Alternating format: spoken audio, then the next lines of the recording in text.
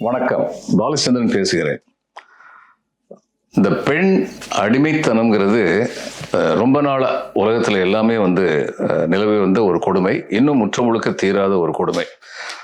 ஆணுடைய குறைகளுக்கு கூட பெண்ணை குறை சொல்ற பழக்கங்கிறது அந்த காலத்துல சர்வசாதாரணமா இருந்தது. அப்படி ஒண்ணுதான் மலடிங்கிறது. இப்போ உள்ள சயின்ஸ் படி நமக்கு தெரியும், குழந்தை பிறலன்னா அதுக்கு பெரும்பாலும் பெண்கள்கிட்ட குறை கிடையாது, ஆண்கள்கிட்ட தான் குறை இருக்கு, அதை தான் தீர்த்துக்கணும். ஆனா தன்னுடைய குறையை மறைக்கிறதுக்காக பெண்ணை மலடிங்கிறது, இன்னொரு கல்யாணம் பண்றதுக்கு அதை ஒரு கருவியா பயன்படுத்துறது, இப்படிப்பட்ட பழக்கங்கள் இருந்தது. பெண்களும் அந்த கொடுமையை ஏற்றுக்கொண்டவர்களாக இருந்தது இன்னும் கொடுமை.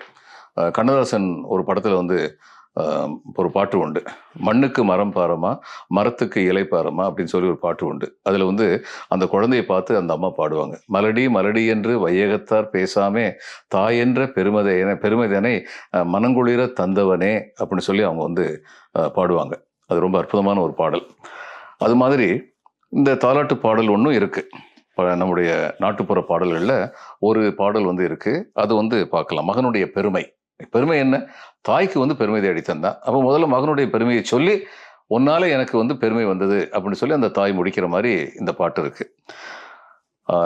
மகன் வந்ததுனால என்ன நடக்கும்?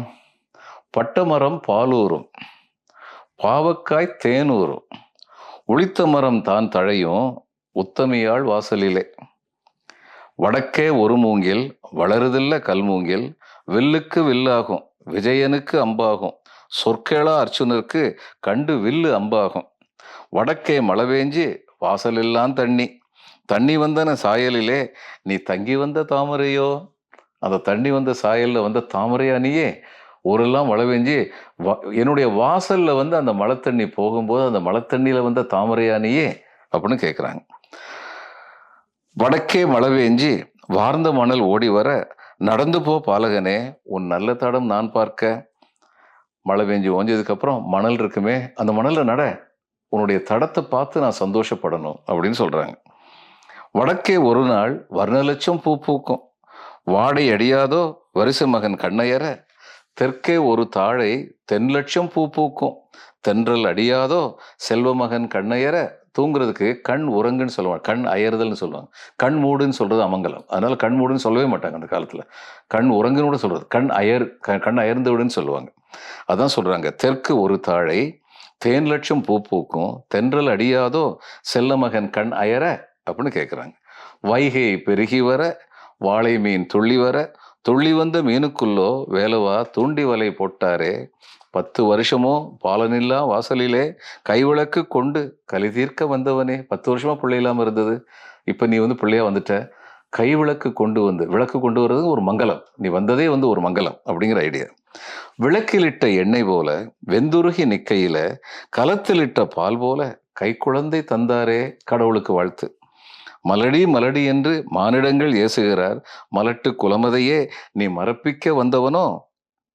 மலடி புழுங்கல 2 மான் திங்குதுன்னு மாதளம் கம்பு வெட்டி நீ மான் விரட்ட வந்தவனோ.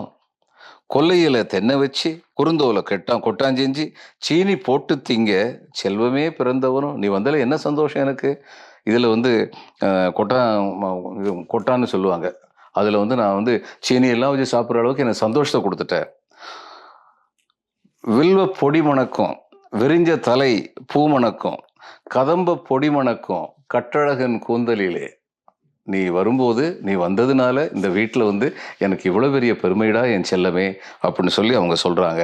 அப்படிங்கிறது ஒரு அற்புதமான இலக்கிய பாடல் என்று சொல்லி இன்றைய நாளை முடித்து இனியும் தொடர்வோம். நன்றி, வணக்கம்.